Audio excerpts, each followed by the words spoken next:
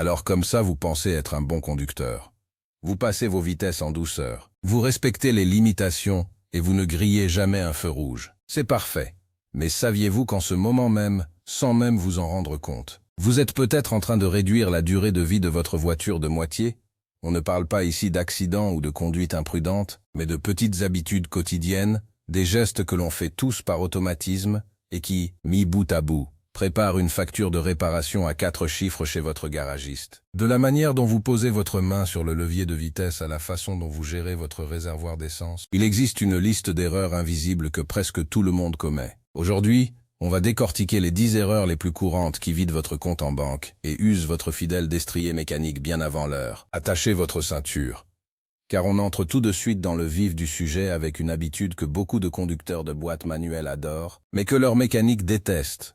La première erreur, c'est de laisser sa main posée sur le levier de vitesse. C'est tentant, n'est-ce pas? On se sent comme un pilote, prêt à passer le rapport supérieur à tout instant, ou alors c'est simplement un endroit confortable pour reposer son bras. Mais voici le secret technique que votre levier vous cache. En dessous de ce pommeau, il y a une tringlerie connectée directement à la boîte de vitesse. Même une pression très légère, le simple poids de votre main, exerce une force sur ce qu'on appelle la fourchette de sélection. Cette fourchette vient alors frotter contre le pignon en rotation. Ce frottement constant génère une chaleur inutile et une usure prématurée des bagues de synchronisation. À long terme, cela peut rendre le passage des vitesses accrocheur, voire carrément bloquer certains rapports. La règle est simple, vos deux mains doivent être sur le volant, sauf au moment précis où vous changez de vitesse.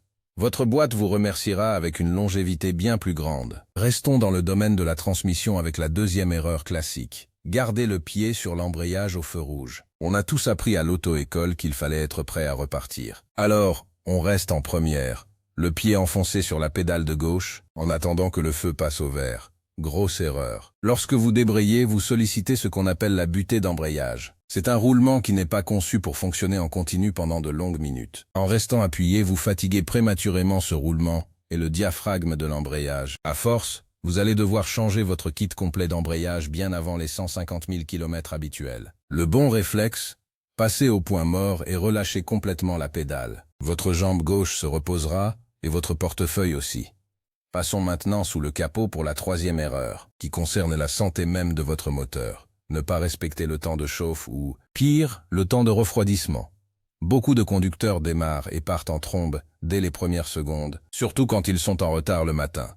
Le problème, c'est que l'huile moteur, qui est le sang de votre voiture, a besoin de quelques instants pour atteindre toutes les parties cruciales du moteur, comme le haut de la culasse ou les paliers du turbo. Si vous sollicitez le moteur à froid, vous provoquez des frictions métal contre métal qui usent les segments et les parois des cylindres. Mais l'erreur symétrique est tout aussi grave.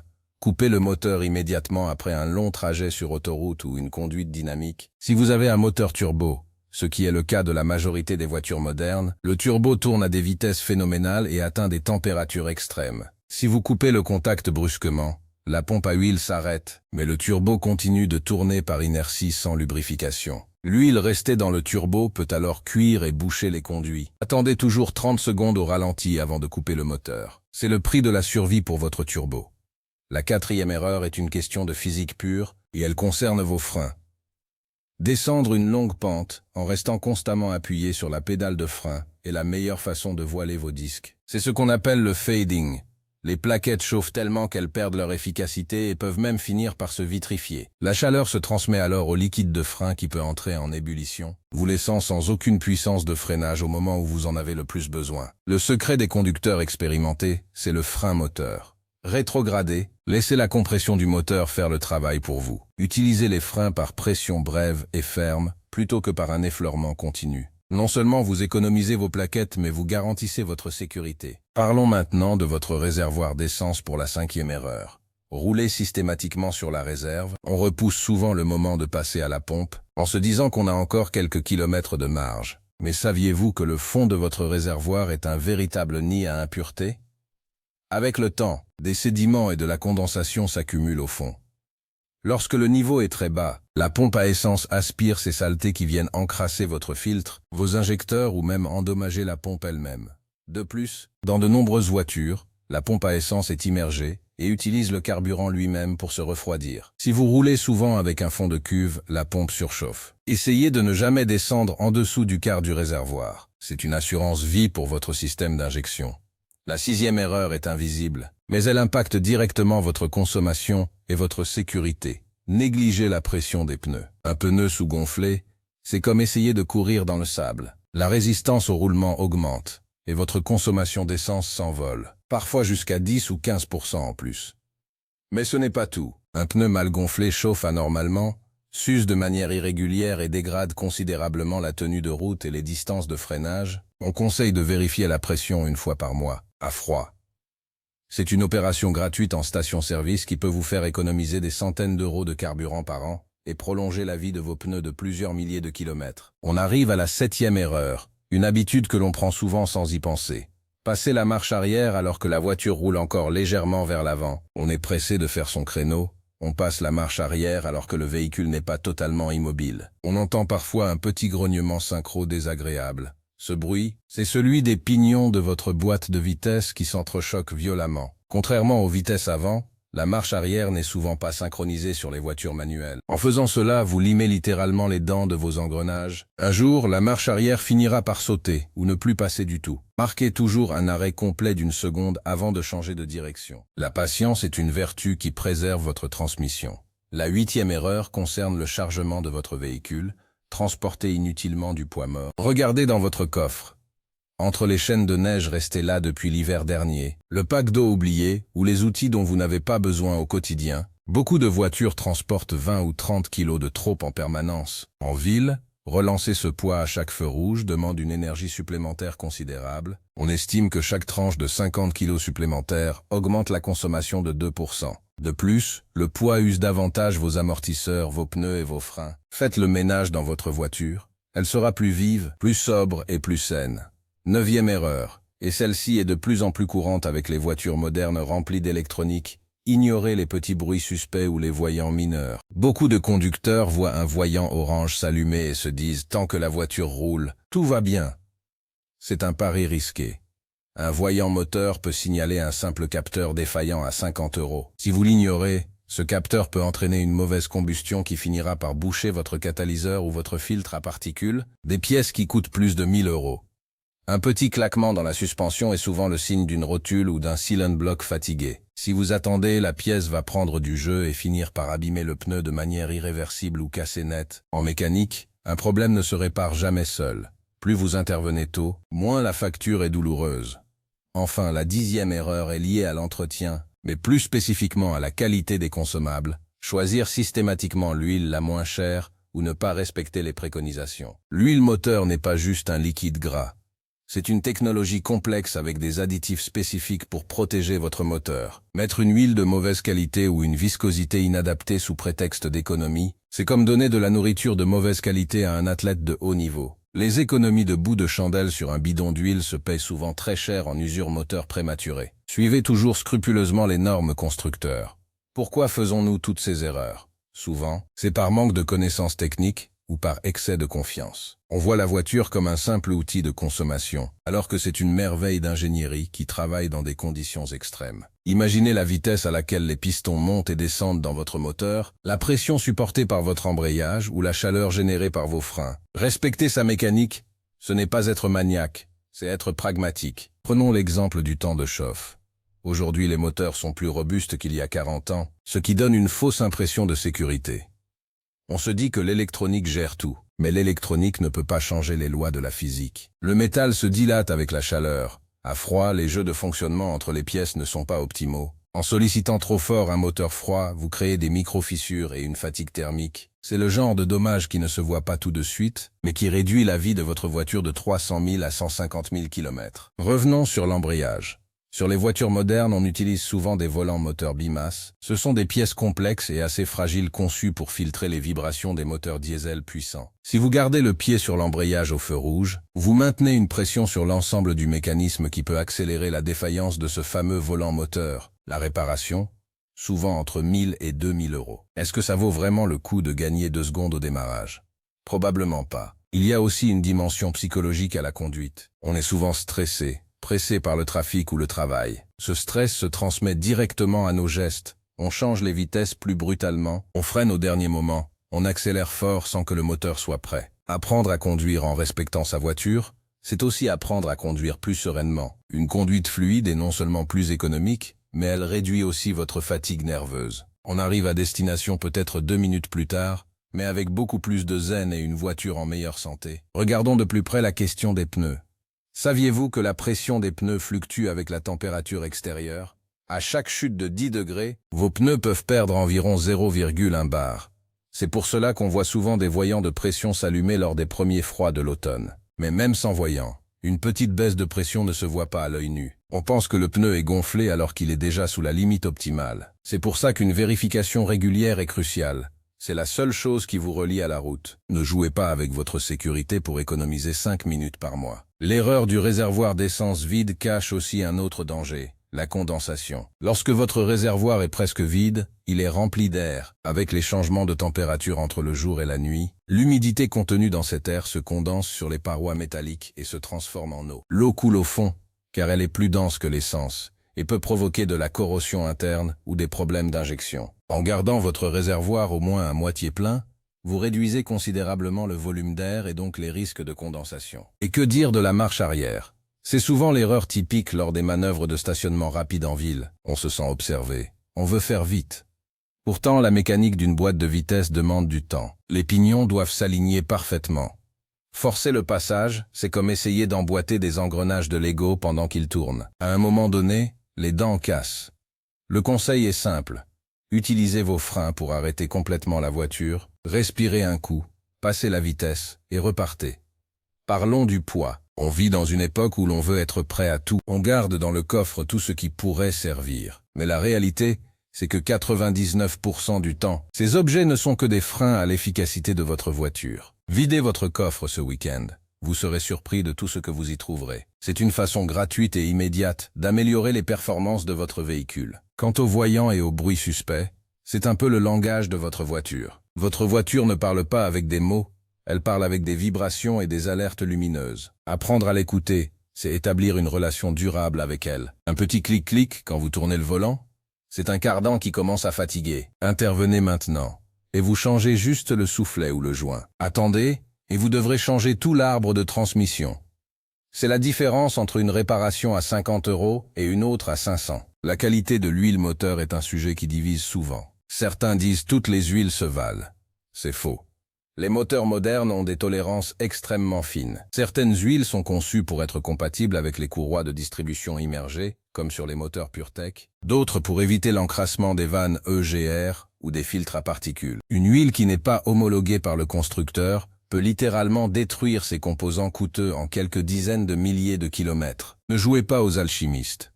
Prenez ce qui est marqué dans votre carnet d'entretien. Il existe une autre erreur qu'on pourrait ajouter en bonus. Ne jamais utiliser son frein à main. Beaucoup de conducteurs de boîte automatique se contentent de mettre la position P et d'éteindre le moteur. Le problème, c'est que dans cette position, tout le poids de la voiture repose sur un tout petit loquet métallique à l'intérieur de la boîte, appelé le cliquet de parking.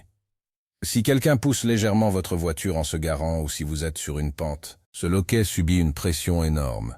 Utilisez toujours votre frein à main. Cela soulage la boîte et évite qu'il ne se grippe avec le temps par manque d'usage. L'entretien de la carrosserie est aussi souvent négligé.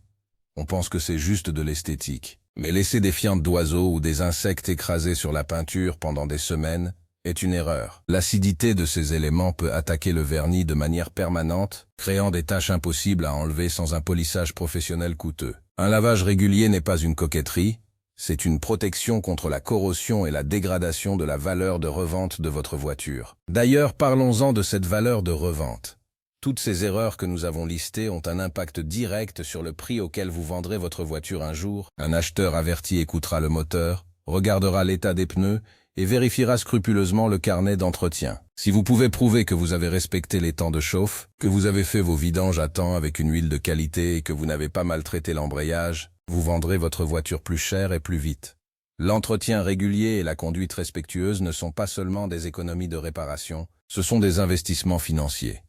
Une erreur souvent commise par les propriétaires de voitures diesel est de faire uniquement de petits trajets urbains. Le diesel est fait pour les longues distances. En ville, le moteur n'atteint jamais sa température idéale de fonctionnement, et le filtre à particules s'encrasse à une vitesse phénoménale. Si vous avez un diesel et que vous ne faites que de la ville, votre voiture est littéralement en train de s'étouffer. Prenez l'habitude de faire un trajet d'au moins 30 ou 40 minutes sur autoroute une fois par mois pour permettre au filtre à particules de se régénérer. Cela vous évitera un passage coûteux au garage pour un décrassage forcé ou un remplacement du filtre. On oublie aussi souvent la climatisation durant l'hiver. Beaucoup de conducteurs pensent qu'elle ne sert qu'à faire du froid en été. C'est une erreur. Faire fonctionner la clim en hiver permet de déshumidifier l'habitacle et surtout de faire circuler le gaz et le lubrifiant à l'intérieur du circuit. Si vous laissez la clim éteinte pendant 6 mois, les joints se dessèchent et le gaz s'échappe. Résultat, au premier coup de chaud du mois de juin, votre clim ne fonctionne plus. Faites-la tourner au moins 10 minutes toutes les 2 semaines, quel que soit le temps. La gestion des vitesses est aussi cruciale pour la longévité du moteur. Rouler en sous-régime permanent, par exemple à 50 km/h en 5e, pensant économiser de l'essence, est une mauvaise idée. En sous-régime, le moteur peine, vibre davantage et la pression d'huile peut être insuffisante pour assurer une lubrification parfaite. De plus, cela encrasse énormément les vannes EGR et les conduits d'admission. À l'inverse, rouler en sur-régime permanent use inutilement les pièces. Le secret, c'est de rester dans la plage de couple optimale de votre moteur, généralement entre 2000 et 3000 tours pour un essence, et un peu moins pour un diesel. Parlons des dos d'âne. Beaucoup de conducteurs les abordent un peu trop vite, pensant que les amortisseurs sont là pour ça. Mais un passage brusque sur un ralentisseur, surtout si vous avez des jantes larges avec des pneus à profil bas, exerce une force violente sur tout le train avant. Les scilantes blocs de triangle de suspension, les rotules et les roulements de roues n'aiment pas du tout ces chocs répétés. Ralentissez vraiment. Vos vertèbres et vos suspensions vous diront merci. L'utilisation des phares est aussi un point d'usure souvent oublié. Saviez-vous que démarrer son moteur avec les phares et la climatisation déjà allumée sollicite énormément la batterie et l'alternateur au moment même où ils sont déjà très occupés par le démarreur? Prenez l'habitude d'éteindre tous les accessoires électriques avant d'arrêter votre voiture et de ne les rallumer qu'une fois le moteur stabilisé après le démarrage. C'est un petit geste qui peut faire gagner 1 ou 2 ans de vie à votre batterie. L'erreur numéro 11, pour les propriétaires de voitures avec toit ouvrant ou décapotable, est de négliger le nettoyage des conduits d'évacuation d'eau. Si ces petits tuyaux cachés dans les montants se bouchent avec des feuilles ou de la poussière, l'eau finit par s'infiltrer dans l'habitacle, souvent sous les tapis ou pire, dans les boîtiers électroniques cachés sous le tableau de bord. Un intérieur humide commence à sentir mauvais et peut provoquer des pannes électriques indétectables et extrêmement coûteuses à réparer. Un simple coup d'air comprimé ou de fil de fer souple une fois par an peut prévenir ce désastre. Toutes ces petites choses peuvent paraître insignifiantes prises individuellement. On se dit, ce n'est pas grave pour cette fois. Mais une voiture est un système complexe où chaque pièce dépend d'une autre. La négligence est contagieuse. Un conducteur qui ne fait pas attention à son embrayage fera probablement moins attention à sa pression de pneus ou à la qualité de son huile. Le but de cette vidéo n'est pas de vous faire peur ou de vous transformer en mécanicien professionnel, mais de vous donner conscience de la machine magnifique que vous avez entre les mains. Une voiture bien conduite et bien entretenue est un plaisir quotidien. C'est la liberté de mouvement. C'est la sécurité pour vous et vos proches. Et c'est aussi un capital financier que vous protégez. Apprendre à conduire mécaniquement est un art qui se perd dans un monde où l'on veut tout de suite. Prendre le temps de laisser chauffer sa voiture ou s'arrêter complètement avant de passer la marche arrière semble être un anachronisme. Pourtant, c'est la clé de la durabilité. Dans un contexte où les voitures coûtent de plus en plus cher à l'achat et à l'entretien, prolonger la vie de son véhicule est l'un des meilleurs moyens d'économiser de l'argent. Pensez-y la prochaine fois que vous monterez à bord. Posez-vous la question, comment puis-je rendre la vie de ma voiture plus facile aujourd'hui? Évitez de monter sur les trottoirs brusquement, ce qui dérègle le parallélisme. Ne laissez pas votre plein de lave-glace vide, ce qui peut griller la petite pompe. Ne tirez pas de remorques trop lourdes par rapport aux capacités de votre véhicule. Ce sont des détails. Mais dans le monde de l'automobile, le diable se niche dans les détails. Saviez-vous par exemple que laisser ses roues braquées à fond contre une bordure une fois garées exerce une tension inutile sur la pompe de direction assistée et les soufflets de cardan? Remettez toujours vos roues droites. C'est un geste gratuit et bon pour votre mécanique. De même, évitez de laisser votre main posée sur le levier de vitesse ou votre pied effleurer l'embrayage. Votre corps a d'autres endroits pour se reposer. Conduire est une responsabilité, non seulement vis-à-vis des autres usagers de la route, mais aussi vis-à-vis de l'objet technique. Une voiture maltraitée finira par vous trahir à un moment inopportun, peut-être lors d'un départ en vacances ou d'une urgence.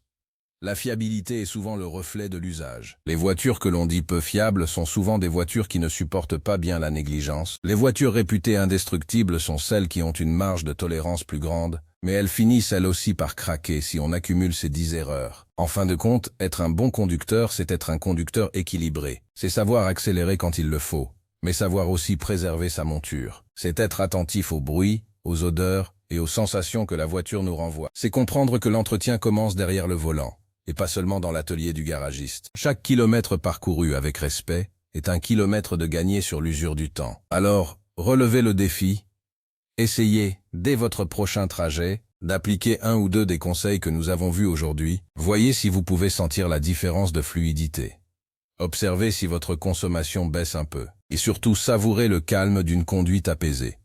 Votre voiture vous le rendra au centuple par sa fidélité et sa longévité. La mécanique est une poésie de métal et de fluide. Ne soyez pas celui qui casse le rythme.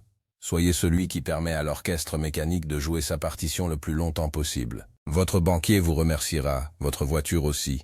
Et vous ferez partie de cette élite de conducteurs qui savent que la route est plus belle quand on prend soin de ce qui nous y transporte. Merci de nous avoir suivis sur ce tour d'horizon des erreurs à éviter. La prochaine fois que vous tournerez la clé ou appuierez sur le bouton Start, rappelez-vous que vous avez le destin d'une machine exceptionnelle entre vos mains. Conduisez avec sagesse, conduisez avec respect, et surtout profitez de chaque kilomètre en toute sérénité. Bonne route à tous, et prenez soin de votre fidèle compagnon à 4 roues.